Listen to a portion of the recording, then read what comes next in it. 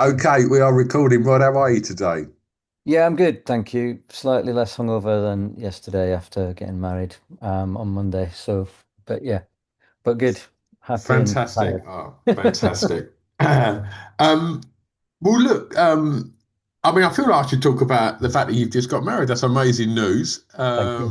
I take it everything went swimmingly and it was a wonderful day.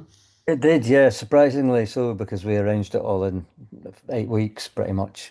We decided because of where people were and tour schedules and everything else, and we didn't want to wait a year. So there was a little window. We were like, oh, everyone could do then. Oh shit, that's in 8 weeks' time. So it was a bit hook or crook. We met on a beach in Portobello in Edinburgh exactly 4 years ago to the day of the wedding as well. So it felt like okay, it has to be then. Yeah, And on the beach. So there was a lot of, given the Scottish weather, a lot of crossed fingers. But we were lucky. It stayed dry. Everything went according to plan, and then we had a nice day. And yeah, just sort of slowly coming back down to earth. lovely, lovely. Just in time for a new record coming out, but we'll get onto that. We'll Yeah, we get like onto to, that. you know, Um, but I want to start your playlist, please, Rod. So yes. I'm going to ask you for your first track, and that is the song that you regard as having the greatest ever intro, please. Yeah, so I went around the houses with this one a little bit, and there was a few, one of which is one of my later answers as well. I like a long intro. Um, uh, Especially when I'm listening to music.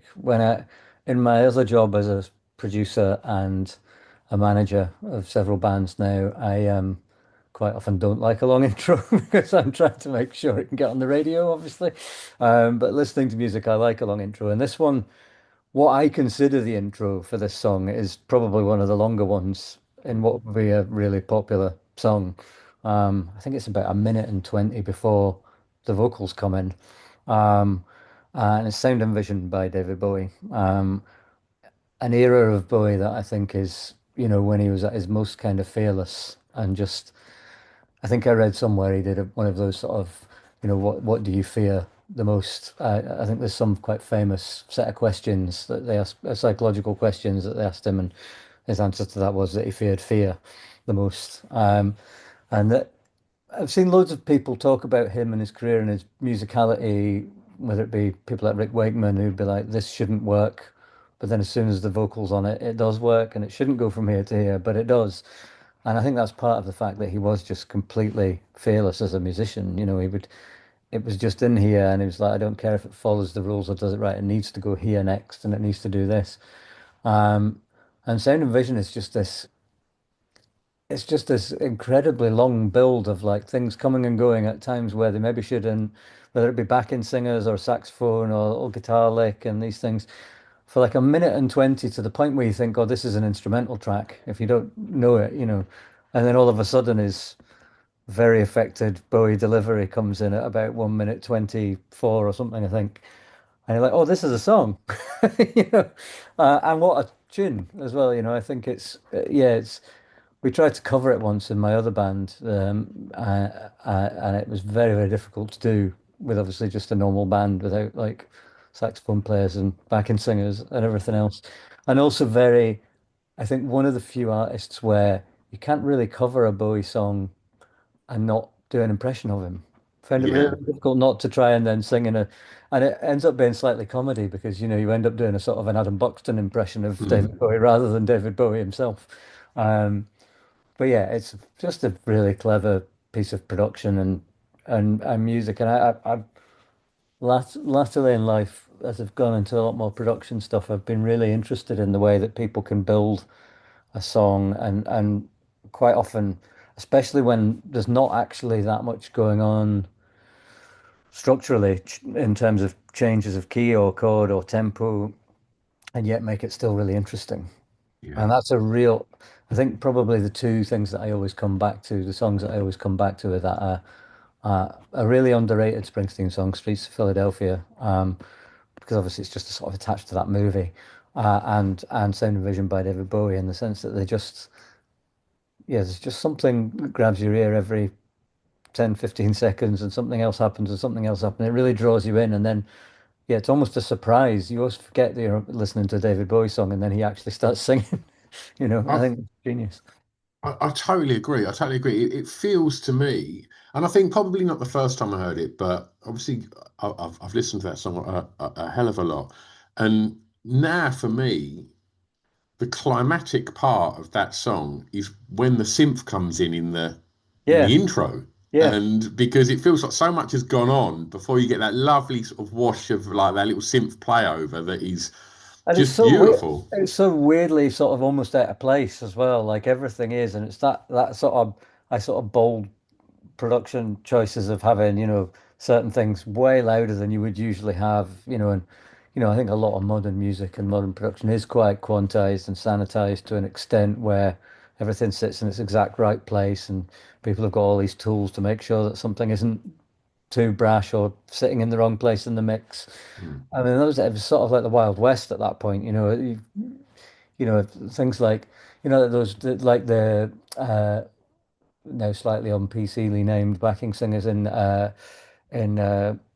what's the song on Transformer, Lou Reed record, where the backing singers come in incredibly loud in the middle of the song. Yeah, yeah. And those kind of moments, and Bowie was rife with those, I think. And I think especially in this song, that synth almost feels like it should be in a Christopher Christmas song, and then it's Yeah. but it somehow just works. Yeah.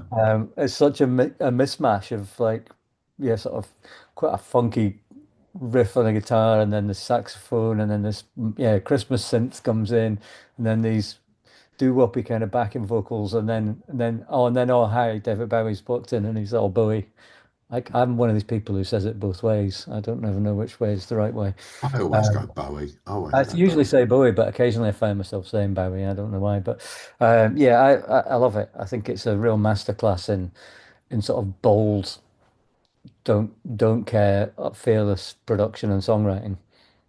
Rod, you mentioned you like a long intro, Mhm. and then when you put your producer hat on, you said otherwise for artists that you're working with, Often. um and so tying that into the way that people consume a lot of their music now and marketing trends in marketing music using apps like TikTok and things like that, Mhm. which and Spotify, which all seem to sort of tailor towards that sort of more bite-sized shortening of attention Yeah. spans. And I wonder, when you said, tailoring it to get on radio and stuff like that. I remember hearing, Idlewild on the evening session when you were first coming through, and it felt so short, stabby, and 100 mile an hour and exciting. Um, and I wonder, I want to ask you now, when you're making music now with the band, do you approach it in any way different to how you would then? Like, do any of these new trends filter through into your creative process? I don't think so as much as in this vein, definitely less so than any other. I think we, especially with this record, and I think we've kind of talked about this quite a lot, going through the process of talking about this record with people, and often you don't really understand what you've done until you start doing interviews at the end of the record, and you start to unpick what it is you've done, and you almost recreate a narrative in your head of like, oh, we did this because of this, and it might have actually been completely subconscious at the time, but I think there was a confidence going into this record of off the back of a lot of things. I think, we've changed a lot as a band over the years. We've had other members come in. We've always tried to not repeat ourselves and try to go off in different directions and do something new and exciting, and partly for ourselves and partly just not to repeat ourselves. And I think just to keep ourselves interested. And also you learn and you absorb more music as you go, and your reference points grow wider. And I think, we started out as a band who we were only really capable of just making a noise and shouting, and, but there was a lot of these melodic ideas of bands that we enjoyed that were trying to make their way into it. And we got more confident in the studio, and as songwriters, they started to come to the forefront more.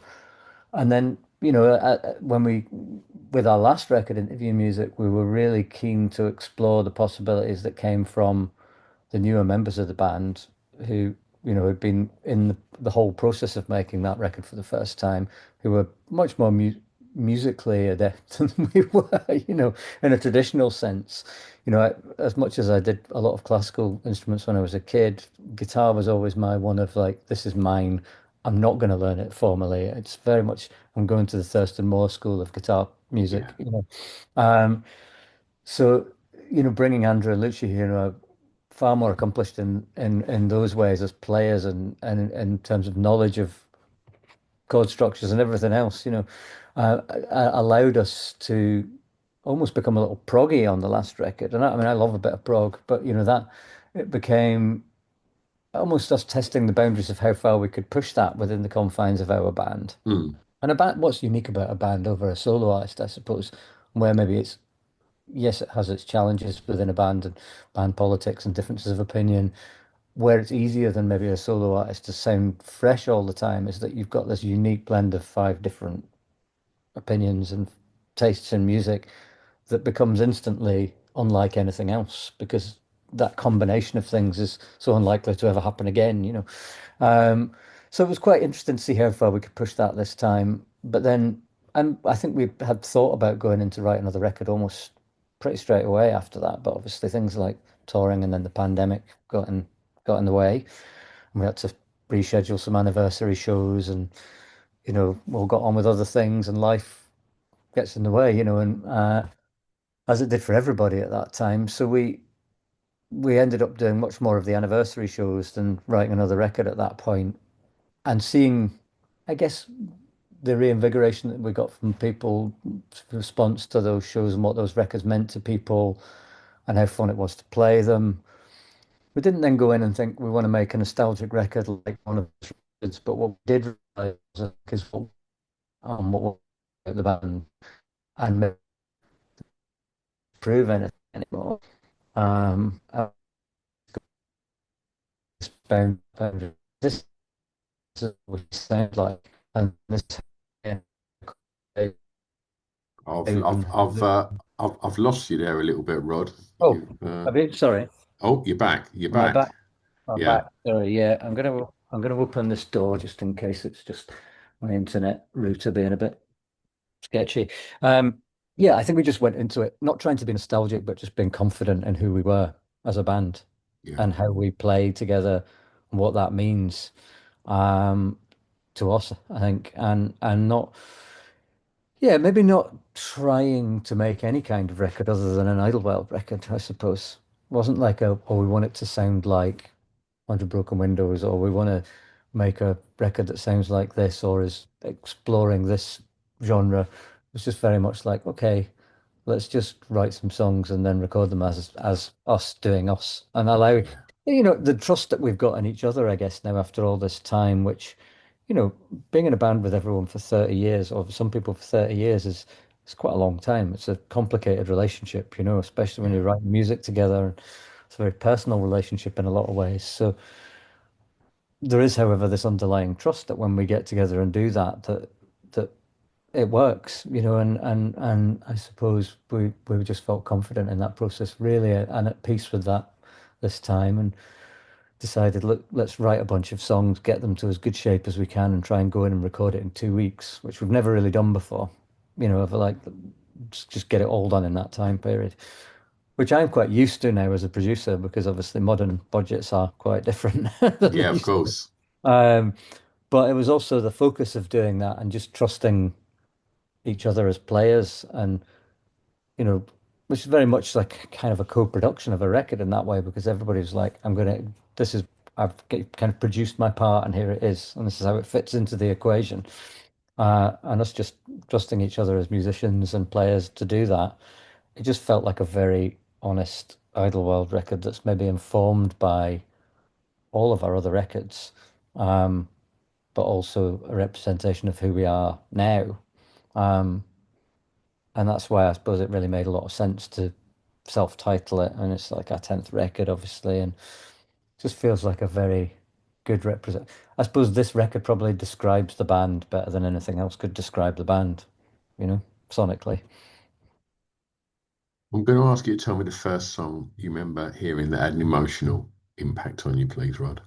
Yeah, this was really difficult. I didn't put this one down till very late last night because I kept trying to think. I've got a terrible memory for stuff like this. But I do remember I was very young at the time. I would have been like 5 or 6, I guess, when this came out. And obviously the impact that it had and what was going on and why it was coming out. Um, and I still think actually this might have been the first record I bought, but it's not what I put down. I can't remember if I did actually buy it or someone bought it for me. Was Do They Know It's Christmas, the Band-Aid single, because it obviously, you know, uh, even now, obviously, listen back to it and it's an incredibly well crafted piece of music, aside from obviously all the good that it did and what it was trying to raise awareness of and the huge legacy of everything that's gone alongside it. But I think even as a 6-year-old, I was old enough to understand that, what it was about and what was going on. And just the deliveries of some of the performances on it are incredibly emotional. They are. They really sort of hit you in the chest, I suppose. I suppose I was trying to think of it in a way that, like, when I get that kind of tingle, well, your hairs stand up on your arms when you listen to a song, and I get that a lot now. So I think that was probably the first time that happened, where I understood that it was not just a pop song. You know, it's not just a jingle or a pop song or a nursery rhyme or whatever it was that I would have usually heard, or opera, as I've heard mostly at that point, because my mum was a soprano and my dad was a conductor. And I did try to think of, like, oh, I wonder what the first opera I heard my mum sing was, and all of these, and I couldn't work it Yeah, out. So, but I think that was the first time I heard a piece of music and understood that it was about something important, and yeah. you know, I and think massively I, so. I think that was definitely the case for a lot of people Mhm. of that generation. It certainly was for me. Like I remember like obviously hearing the Bono line and just thinking, oh right, he's feels like he's really saying something there and not completely understanding it. And I don't know if you watched it, but on Live Aid, Mhm. like I remember sitting there with my folks watching it, and Bowie took a gap in his set. Yes, yeah, He played that montage soundtrack by Drive by the Cars, yeah, and I remember like seeing like my mum crying, like watching it, and it was obviously footage of the famine. And like you said, like it was the first time that it sort of music resonated in a different way. That it yeah, was, oh, there's layers to this, and it can be really evocative of. Obviously, the imagery we was looking at was stark and horrible, yeah, of course. but to have that beautiful song by the Cars played alongside it just Mhm. impacted even harder. And props to Bowie for dropping a song to put that in as Well, well. yeah, I mean, it's him, isn't it? I mean, I think everything about it. I mean, that line, it's funny, isn't it? That Bono line, it's the one everyone remembers because it's Yeah, such a, and it's one of those lines that people have debated over and over again, and like yeah, who wants that line and who's capable of taking that line on, I guess, yeah, And it's funny, you put it up against the American counterpart, and like, there's a sort of guilty pleasure in the bit of me that, because I love Springsteen so much and also a lot more American artists as well, that there's part of me of We Are the World is like, oh, is that better song? Is it better? But I mean, it doesn't resonate in the way that Do You Know It's Christmas does, I yeah. don't think. I mean, yeah, of course, when Springsteen kicks in with his line, I'm like, oh, it's better than Bono's line. It's not, obviously, but you know, I still get that tingle when Bruce comes up to the mic. But I think it's I mean, my understanding is of the way that they did it and how they sort of apportioned out the lines was so kind of last minute and rushed and not that well planned. But I don't think you could have got it any more right if they had Yeah. planned it. You know what I mean? It just felt the flow of it, everything about it was kind of perfectly crafted. Um, You watched the documentary? yeah. I thought, and have you watched the We Are the World documentary on Netflix? No, I've not watched that yet. I'm Oh, afraid of that. that's spectacular. That is. Right. There's a lot of ego in that room, and it's Oh quite yeah, interesting to see how it's managed. yeah, It's really good. But I can well because imagine. on the Feed the World, it was like Paul Young was just basically, will you open it? And he didn't particularly want to be the opening line on it, and it was kind of thrust on him last minute to Yeah, like, yeah. okay, you go first. And yeah, it felt quite ramshackle, but it worked.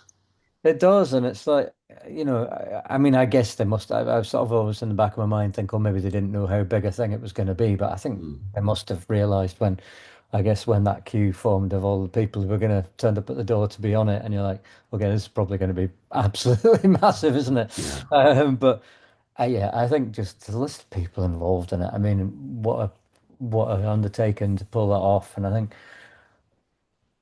yeah, like you say, it was a moment where you realize that because up until that point, yeah, music had been obviously like family life or, you know, hits that you hear on the radio or whatever, but or nursery rhymes, really, and then for something like that to and you go, okay, this is about something incredibly important. And even at that age, you're old enough to understand that, like how much it's resonating and what sort of global movement came off it. That, yeah, it was definitely the first time I realized that there was more to it, to music in that yeah. sense. Okay, I'm going to stay in the formative years, Rod, for this one, Okay. and ask you to tell me the song that reminds you of your time at school, please.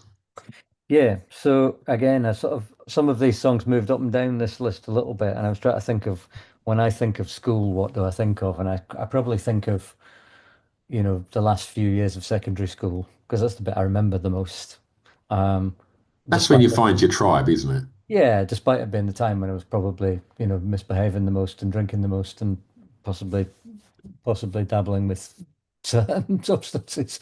But I remember this song being the first one I heard. A friend had played it to me. So I was really into like every 12-year-old around me at school that wasn't in the kind of, I suppose, popular kid sort of sphere was into heavy metal. Like everybody was at that time. It was like whether it be British heavy metal into American heavy metal, your Iron Maidens, AC/DC, then Metallica and all this sort of stuff. And that's really until it's maybe 13, 14. I started to discover other things a bit, and a friend's older brother would give me like mixtapes that had started to give me things that I like Mudhoney and then maybe Bleach by Nirvana and a bit of Sonic Youth. And I remember hearing this song for the first time, and again it nearly made it into my intro one because it's such a bizarre long intro. Um, I'm just thinking, what is this like? Is this a pop song? Is this music? What is this? And it's and just being sort of a little transfixed, sort of this hypnotic I thing going still on. say that now when I listen to it. Like, Yeah, it's like it's like how have they got? Because back then as well, like now obviously anyone can put music out and there's so much and easily and but this was a band that had kind of in my they were a proper band that had made it, and I'm like, how has this band got to here mm, putting out something like this? Like mm, how's that got past the the powers that be, I guess. And thinking this is wild. Like, and then it kicks in, and you're like this buzzsaw guitar sound and riff that just sounds.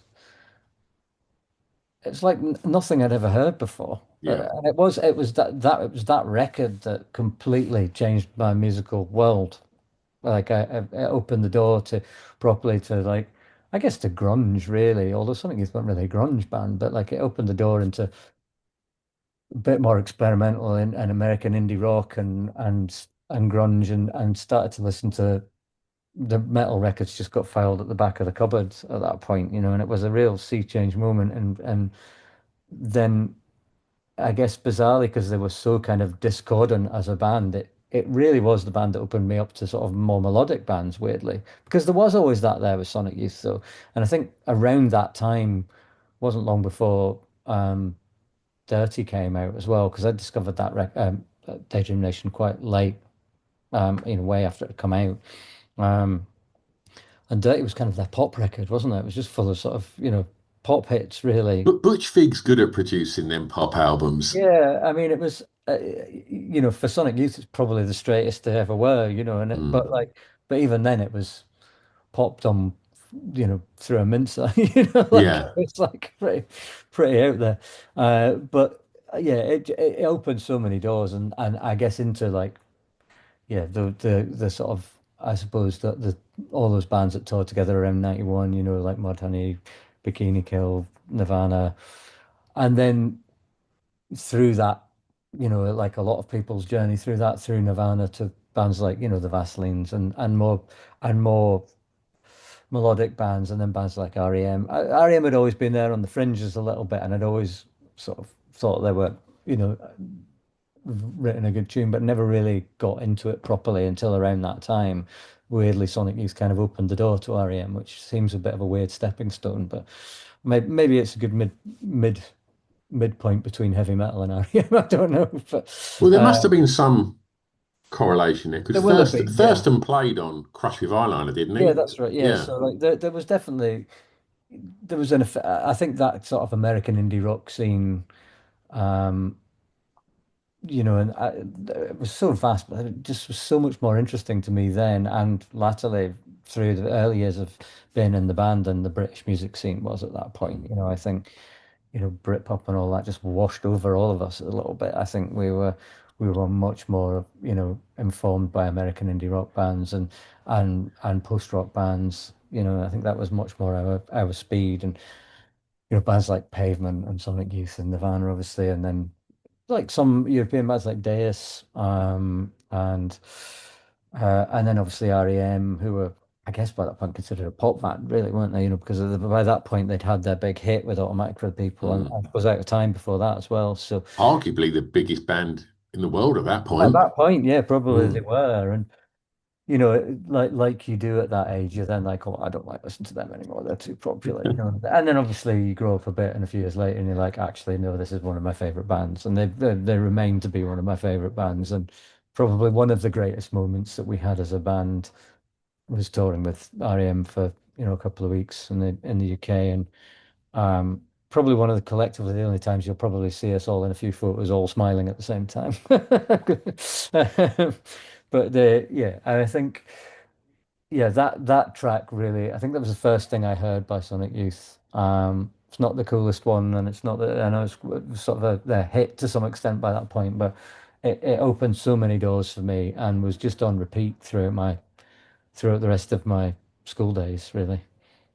How interesting that Sonic Youth was your gateway in, because for me and probably many of the people that were in my little tribe back then, we discovered Nirvana, and Yeah, then we worked backwards from that because obviously I think here in Nirvana it was so pop yeah, and yeah, so just perfectly crafted pop songs that were just glorious racket, and then sort of digging deeper and finding Mudhoney and Tad and all of these bands and Sonic Youth were just like, fucking hell, this is a bit mental. It's just like, yeah, even when Dirty dropped, even like Sugarcane being a big single, it yeah. wigs right out in the middle for quite a Oh yeah, while, and it's it still was out like, there. I mean, yeah, it's popped by their standards, but not by yeah, anyone yeah, else's. absolutely, I mean, I did think about Teen Spirit and the impact it had, but I was that kid at school who like had got into Sonic Youth. Well, actually, I think probably them and Mudhoney and Bleach,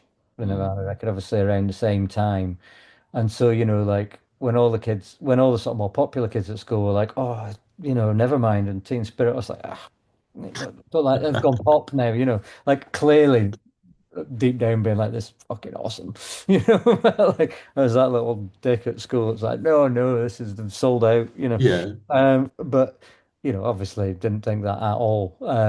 And obviously one of the most important songs in music history of our lifetimes.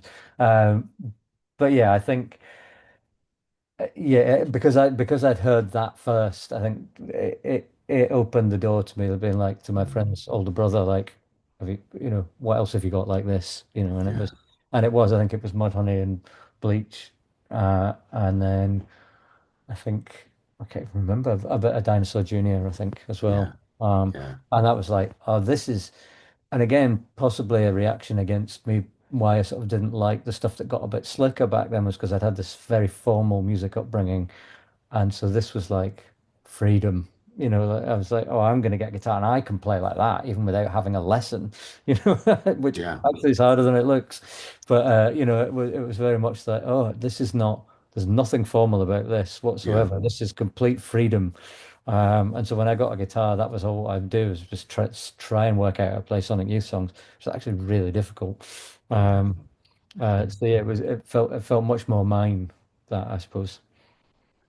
I'm going to ask you now to tell me the first record you remember buying from a record shop, please, Rod. Much less cool. This Uh, one's never going to be. This one should never be cool. This and is again, when people come in and start dropping in obscure like cooler than cool indie stuff. I think Yeah, Lion, bollocks, Lion. bollocks. I think because I used to get cassettes from my friend's brother, which I guess was the Napster of the day. The first time I actually went with my sort of pocket money and bought a record, and it might have been my earlier answer to doing this Christmas, but I think actually someone gave me that. So I think the first time I remember going into probably Jumbo in Leeds or somewhere, I think it would have been there, or maybe it was Woolworths in Oakley and buying Final Countdown by Europe. Um, I think it was the album. Um, I at that time, that was on every Saturday at the roller disco at least three times. And we would go to the roller disco and you would go especially fast round in a circle to Final Countdown and probably living on a prayer. But yeah, I didn't buy that record weirdly, or something about Bon Jovi didn't quite ring true. But for that at that point, I was like, this is amazing. I can't even remember how old I was when it came out, but I would have been pretty young. But we used to, yeah, me and my best friend Duncan would go to the roller disco and we go round and round really fast to that song. I remember that. And I'd always try and get the DJ to play Rock the Night, which was the other single, That which I was the other preferred. single, wasn't it? I much preferred that one, but he would never play it. It was always Final Countdown. Even back then, I was trying to harass the DJ while I was trying to stay upright on my my roll boots. But yeah, it's not the coolest by any stretch, but I do still have it. It's got a big scratch down the side of it, but I do still have it. You mentioned your parents a little earlier, Hmm. Rod. Sounds like home was quite a musical environment. Can you sort of tell us a little bit more about that? Yeah, I mean, incredibly so. So, I mean, my parents separated when I was quite young, but um, I would sort of spend most of my sort of holiday time with my dad, who was a conductor until very recently, retired. This is Uh, in Scotland, yeah? so no, this was down in Leeds still. Well, when they separated, I grew up in Leeds, obviously, but then when they separated, he still was down there for a bit, and then went down to London to D'Oyly Carte, which was like Gilbert and Sullivan Opera Company, then went to Scottish Opera, or maybe the other way around, actually, Scottish Opera first, and then ended up at Northern Ballet in Halifax. So he was always, music was always there then, and it was it was a very formal upbringing in that way of like, what instrument would you like to play? When I was a kid, I was like, probably said like the drums. And he went, which one in the orchestra would you like to play? And I was like, probably then said like the tuba. And then he was like, which one with four strings and that's made of wood would you like to play? Oh, here, look, I've got you one. Um, and then violin ensued for years, and it was very formal and it was very like properly trained, and it's probably the thing I was meant to do because apparently I was very good at it, but it just wasn't mine. And I worked to be able playing football with my pals and doing what everyone else was doing, and I just didn't have the drive to do it at that level. And then decided, like, what can I pick as the way out of that? And it was quite Machiavellian of me as an 11-year-old. I was like, what's the way out of doing violin? I'll say that I really want to play a different instrument, but I'll pick one that I know my dad doesn't like. It's like, what about the trombone? Uh, so then I learned the trombone for a while, which I didn't particularly enjoy either, and a bit of piano, and then sort of slowly tried to find ways around having to do it too much, and then till I was a teenager and could buy my own guitar. Um, but yeah, I was always sort of fighting against doing it. I think, always forgetting to take my instrument into orchestra practice at school, and all the classic excuses. Uh, um, but yeah, I mean, I was surrounded by music from an early age, whether it be going to operas every couple of weeks to see my mum singing. She was a soprano, or waking up to her doing her scales in the morning, or rehearsing for whatever opera she was in. I was always around it. And so I guess that's given me a stead in the sense of that I do feel like I can pick up an instrument and sort of make a sound out of it if I've not seen one before, or I can have an understanding of it. I've not kept up to date with, like, I haven't practiced reading sheet music or anything like that for so long because I just wanted this part of music to be mine and not that at all. I do regret that a bit sometimes, I have to say. Um, but yeah, I guess I have a very good grounding in it because of that, and maybe a good ear because of that, you know. And my When sister as well, who's teaches violin and singing, and is a very accomplished violinist as well. it I think when you're at school and you're experimenting with music, I think for many of us, like, you all have these wild aspirations that maybe like my band could do something. But then, living where I lived, I'd look at sort of other people in the area like that come before me and what they were doing, and it didn't always feel particularly encouraging or viable. Yeah. Coming from a home where you had two people uh, that were making their livelihood from from the arts and music, and your newfound discovery of you know making a racket with your guitar and such. Like, did you feel like at school that you wanted to forge a career in music? Weirdly, not at all. No, like when I was at that age and I was learning to play guitar at sort of 15, 16, and I was just, as I say, teaching myself to do it and not and doing it so kind of informally and with very little drive because I was trying to sort of be relaxed about it. I just was like, oh, I'll never be good enough to do that on this instrument. Like, and friends who could play in a band were like so much, could actually cover songs, and I was like, oh, I'll never be able to do that. And we did have a very, very short-lived band, a few friends of mine, never really had a proper name, where we tried, I think we played one gig in a back garden, um, and it was I mean, it was just a noise. I don't think anybody knew was playing the same old song. I don't even know if we had a song.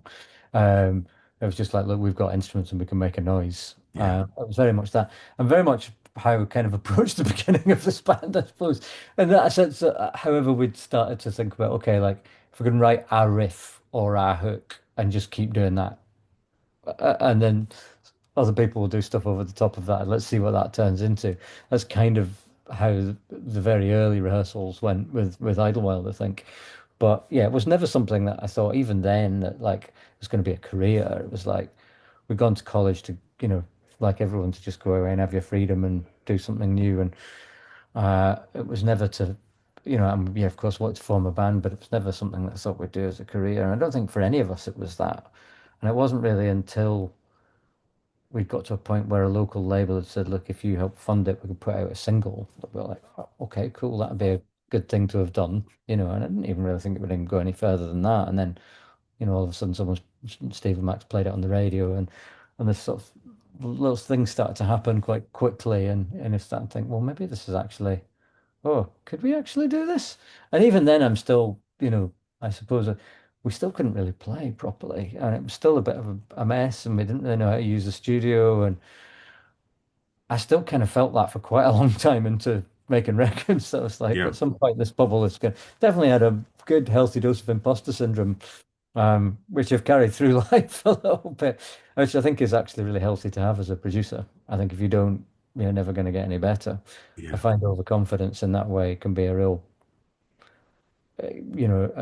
can be really bad for a producer or a mixer. I think you have to have sort of enough confidence to be able to try things and be and not get in your head too much, but you also have to be like, is this shit? Am I going to get found out on this one? yeah, Yeah.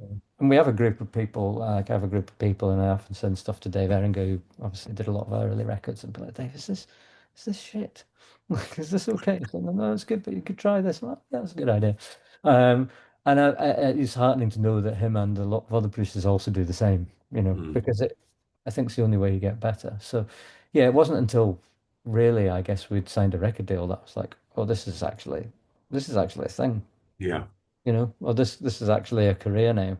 Um, and even then, I suppose it didn't even feel like it because we're such a whirlwind. We're just constantly we're playing so many gigs, and we're like, oh, we're going to make a record, and you're going into a studio, and you're like, what is this? yeah, It was so quick and such a steep learning curve, that I think we really didn't know what was happening a lot of the time.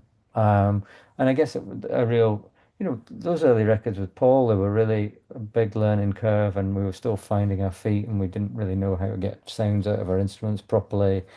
Um, and I suppose it wasn't until we went in to do 100 Broken Windows with Dave, who currently I can hear has just arrived back. He's been out and about. He's came up for the wedding, so I can hear his voice downstairs. He's got a very loud voice. Um, he sort of showed us how to, I guess, made us feel like we could be a bit more confident in the studio and and actually spend some time on honing our sound and guitar sounds. And I remember leaving the studio that first day after that first session where we recorded Rosability and Little Discourage. And we were getting in a car, a hire car to drive to Glastonbury for the weekend, because we managed to get some free tickets. Uh, and I remember thinking, we put a cassette in and we're listening to it, and me and Colin just looking at each other and going, "It sounds like a real band." You know, like it sounds like the stuff that's on the radio. You know what I mean? I mean, like, whoa. And yeah, I think there's always been a bit of a dose of that underneath in the band, which I think is a really good, healthy thing to have. Absolutely. Mhm. Absolutely. I'm going to ask you, Rod, to tell me the song that soundtracked your year's clubbing, please. Yeah, so I was thinking about this now because I was like, clubbing is not something that I've really done ever massively. Although I would go to an indie disco a lot when I Yeah, was, yeah. that's the same. But Yeah. like, and there was a few eras to this, and because I picked the sort of school ones for the other ones, I mean, I used to go to a nightclub in Leeds called Stomp every Friday night, which was like, I think it's now called Star, and I think it's still going at Leeds Pub, what was Leeds Polytechnic, and that would have probably been, some pavement track or Teen Spirit or whatever was around at that time. I thought because I'd done that in my earlier ones, I would go for my kind of early university days clubbing, where I got here and probably one of the few British bands around that time that did something different. I used to go to a club called the Egg quite a lot, in the art school in Edinburgh, which was a bit of a northern soul kind of club, but it also played a bit of indie. And sort of one of the tracks they would play quite a lot that was slightly more modern was I always get I always get the title of this wrong, but Do You Remember the First Time by Pulp? Um, and it was just unlike anything else. I didn't really know anything about them at the time, other than it was always on at that indie disco, and it became a bit of a sort of a was unlike anything else I listened to at all, and it was a bit sweeter and a bit more pop, I suppose, than anything else I listened to, and it was almost a bit of a guilty pleasure to some extent. Hmm. But I just remember thinking his way with words and it had that kind of humorous but not jokey dumb kind of, it was clever, it was witty, I guess. Hmm. Um, and it was so catchy and it was so different and like I didn't know what genre it was really. Like I was like, this is not grunge, this is not American indie rock, this is not heavy metal, it's not pop. What is this? Um, And it's not until much later in life that I realized that I'd like if that song came on, I was straight on the dance floor, and I think I even used to like mime all the words, like probably I probably even started dressing in a brown suit. I think at that time, I became a little obsessed with it almost. I think I had bright pink hair as well at the time. I'd gone to university and decided that like everything was changing. It was out the Yeah. window. And I think I'd bought some brown suit and a cherry suit. And apparently, all the people I've met latterly in life who were at the egg around that time had known me as Pink Jarvis because I was so obsessed with that song, apparently. And it's not something that I remember. You know how you kind of I've watched a documentary about this, how you start to create your own memories in the way that you think. I was actually watching one of those David Byrne, when what's that Instagram thing when they're on the bridge and talking into a phone and they're talking Yeah, about, yeah, and it was David Byrne one, and he was talking about how he'd remembered things and how they'd happened, and how, that's often not at all what happened. You know, yeah, and in my memory, it's like, oh yeah, I was just listening to cool American indie rock and I was doing this and this, and no, actually, no, I was dressed up like a Pink Jarvis dancing to Do You Remember the First Time, yeah, probably every week for at least a year. So it's like that's probably the honest answer, yeah. rather than me coming up with something cool. I, Although they are I, cool, they are cool. yeah, Pulp are I an think incredibly cool band. Jarvis Cocker was one of the last great indie pop stars. I think Yeah, like no, he was the anti-pop star that yeah, become a pop star. I've got a huge amount of respect for Jarvis. I think he's brilliant. I think his solo stuff's been brilliant. I actually went to see him do one of his solo shows at a venue called the Picture House in Edinburgh just before it shut, and uh, it was almost like a sort of a Stooges show with his band. They were really like pretty full on. He did give a PowerPoint presentation in the middle as well, though, which was very un-Stooges, but also very funny. Um, I guess just someone who's like so confident in who they are and what they what they do that just wasn't concerned with whether it was cool or not, I guess, and there's so many reasons that pulp shouldn't work or shouldn't have got as popular as it did, but it just did. And I think there's something brilliant about everything that he does. Yeah. I've always thought that. He's always got a sort of soft spot for it. And it's funny because it's really the only kind of British one that of that time, other than maybe Blur, of the sort of I wouldn't really even consider Pulp and Blur Britpop because they were around kind of before and after. Mm. But of that era, those are the two that really stuck, I think, for me. Yeah. Yeah. Absolutely. Well, from clubbing, let's take you home for the next track, Rod. And it's a favourite song from an artist from your home county, please. I mean, I read this as country, so I don't know if they are from my home county, Rod, technically. I'll let you into a secret, mate. I've Yeah. done over 700 of these shows, and probably 680 people have gone, "Oh, county? I thought it was country." Yeah. So you're not So, alone, mate. and I wouldn't even know county wise. And it's funny because like what I consider home county is quite complicated. I So my was going to family, say, what's yeah. home? So my family are all Welsh, and so but like if you ask me which football team or what rugby team or whatever, I was supposed to be Wales. But then my football team is Leeds because that's where I spent from three onwards. That's where I grew up, and I've lived in Scotland longer than I've lived anywhere. So I was a bit like, oh, will I just pick a Scottish one, or will I pick a band from Leeds, or will I pick a band from Wales? And I thought, I bet you no one ever picks Badfinger. Correct. It's like, it's funny because like when I didn't get into Badfinger till really, really late in life, and I was going through and I thought, oh, I'm going to pick Wales because I thought it was country, and I went through Wales, and where most of the family are from, and I was like, what could I pick that's Welsh? And obviously I've got an affinity with some of the early Manic stuff, and obviously Dave produced a lot of that sitting downstairs. And I was like, oh yeah, but I remember when there was a year where I just listened to what's the Badfinger album with the bowler hat on the front, the big record. I always forget the title. I'm really bad with titles I'm of not songs. sure. But I remember buying that in a charity shop just on a whim because I liked the cover.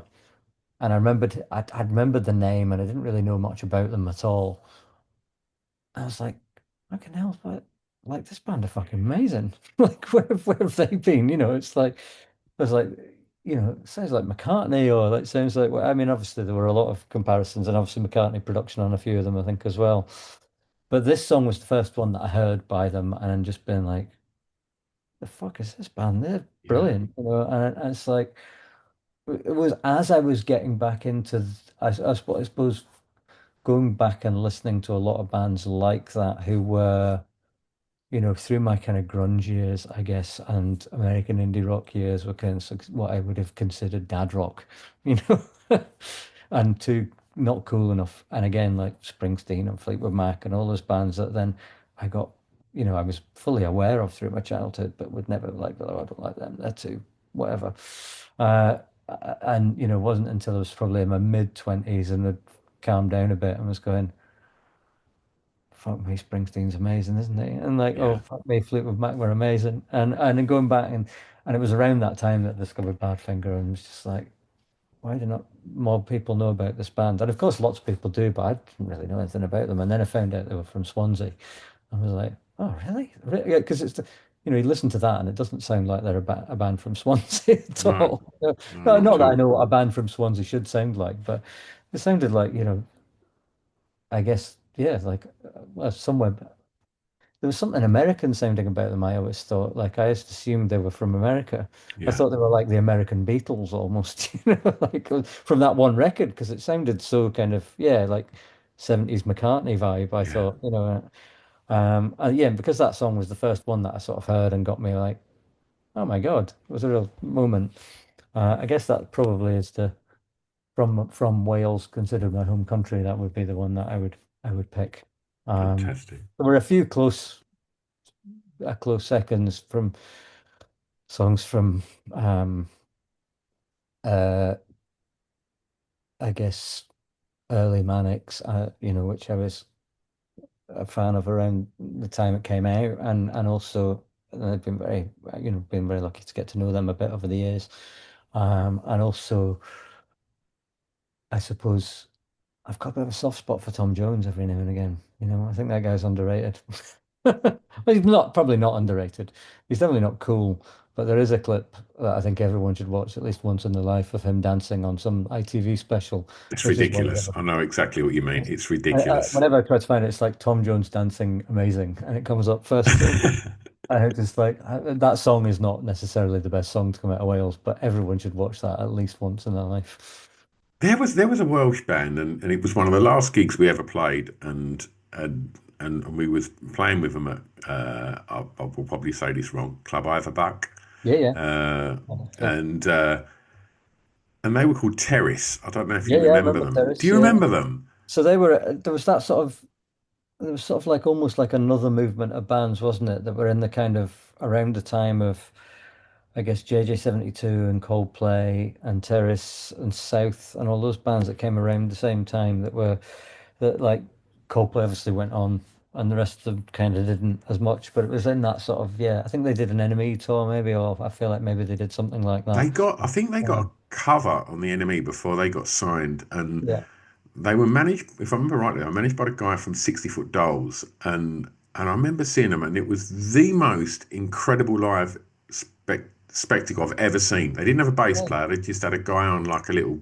303 or whatever it was, and it was just incendiary. And I don't know whatever happened to him. I remember just yeah. seeing him and thinking, well, I don't need to be in a band anymore because I will never be able to do this. Yeah, It was there was incredible. a brief moment where it was everywhere and then it just vanished, didn't it? And I don't know Yeah. what like, and there was a lot of bands around there that were like tipped for, be the next big thing. Mm, And obviously Coldplay were one of those and they ended up being that. But there was like a few. I remember lumping them in with that bracket, mm. but I don't think they actually sounded like that at all. But No. I remember there was sort of those enemy tours or those evening session tours or whatever it was around the time that Terrace were very much in that mix along Yeah. with Coldplay and Yeah. JJ 72 and those bands. And so in my back of my mind, I've always been like, oh, that's what they sounded like, but probably nothing like that at all. Mm. I'll go back and have a listen. I'll go and reinvestigate Terrace.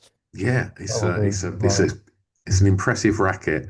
Um, it's your last track, Rod, and it's Yeah. your opportunity to turn listeners of this show onto something new by telling us a song that you think many may not know that you would like them to hear.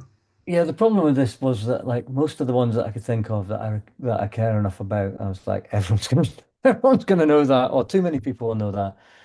Um, I, and I thought whether or not I should put this one in because I've got a little bit of skin in the game with this one, in that I do produce most of his records at the moment and also manage him.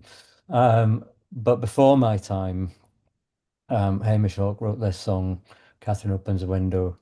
And I remember seeing him play it for the first time before I was managing him. I think he came on tour and did a few gigs with us. Or I was talking about doing some recording with him. Um, and he played that. So he played, an opening set with a bit of a makeshift band, as I remember, because a few of his people were away in Norwich. And the crowd were quite noisy and they weren't really paying attention. The rest of the band left the stage and he did the song on his own, and you could hear a fucking pin drop.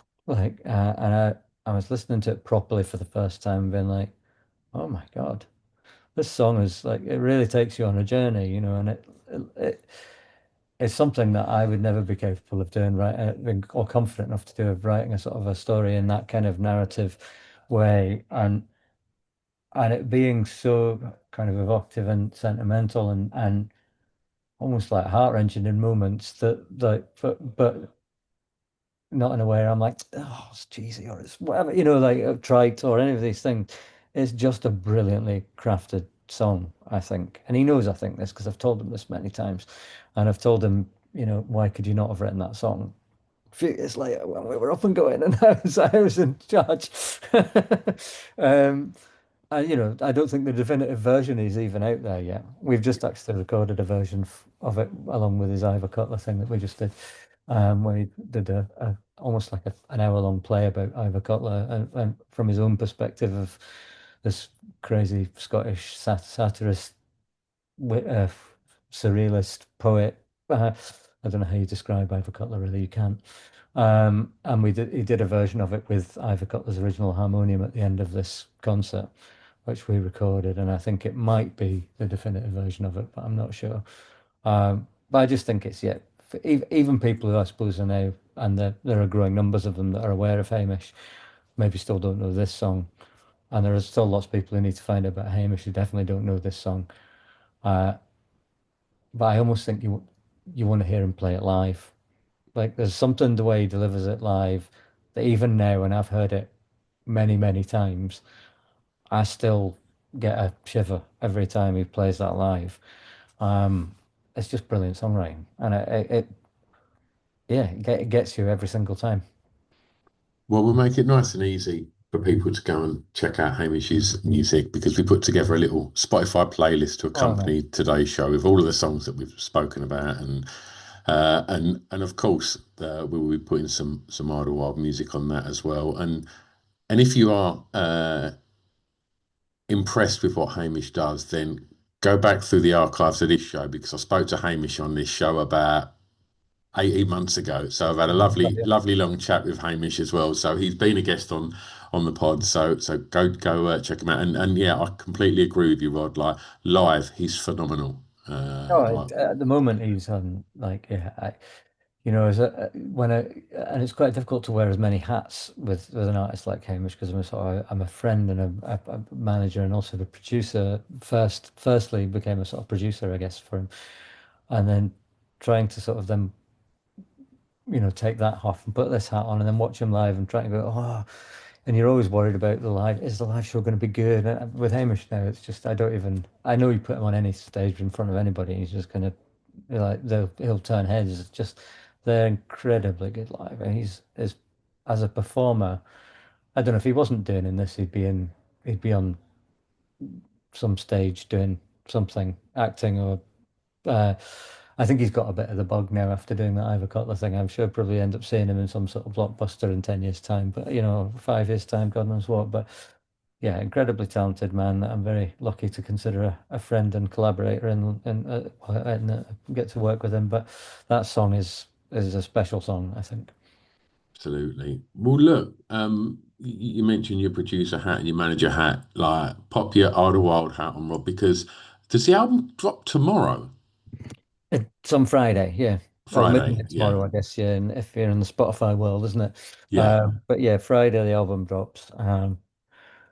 Yeah, I've not really had time to think about it, which is probably a good thing since we finished because it's been a bit of a whirlwind of like obviously, getting ready for touring and uh which since finishing the record to now has not been that long a time. And thinking about which ones we're going to play, how we're going to play them and everything else and doing all the other things that we do as well. So it's maybe been a good thing that we've not had the time to sit and think about how it's going to be received and what's going to happen. We've just been like, oh yeah, actually it's out on Friday, isn't it? Shit. And I had a wedding into that equation. So it's been yeah, it's probably good though, because otherwise it's just getting our heads about it probably. But I think, it's a record we feel really confident in and that we feel is just a really good, honest representation of who we are as a band now. Um, and I think probably the best record we've made in quite a long time, actually. Um, so yeah, I'm excited for people to hear it. And shows? Yeah, and we start on Friday with some outdoors for which are the new norm, I think, aren't they? Like one in Kingston for a banquet at a place that I keep forgetting the name of. I think it was called Prism, and it's now not called Prism. I should have Yeah. the name. And then we've got one at Tufnell Park Dome for Rough Trade East with a signing there in the afternoon. And then one I'm playing the Cavern Club in Liverpool for Jacaranda, which will be fun. I've never been there before. So um, and then I think Edinburgh and Glasgow for SI Records on the Tuesday and Wednesday. And then we start the tour on the Friday and go all the way down the country again. And then we have a little break for good behaviour until Scotland, the Scottish shows in December. But I think most of the tour ones are sold out now, apart from maybe there's a few tickets left in Bristol and Newcastle, I think. But I think they've nearly gone, so be quick if you haven't got them. And if people want to find out about tickets, find out about shows, Just the releases, website, I guess, probably is the best place, idlewild.co.uk, I think. Yeah. fantastic. Rod, it's been an absolute delight, mate, talking records Thank with you. you. Thank you so much for giving up your time today. Best of luck with the record. Thank you. Yeah, and congratulations again Thank on you. your wedding. And yeah, wish you all the best with the record and the tour, mate. Brilliant. Thank you very much. Thanks for taking the time. Absolute pleasure, Rod. Thanks, Thank bud. you, mate. Bye.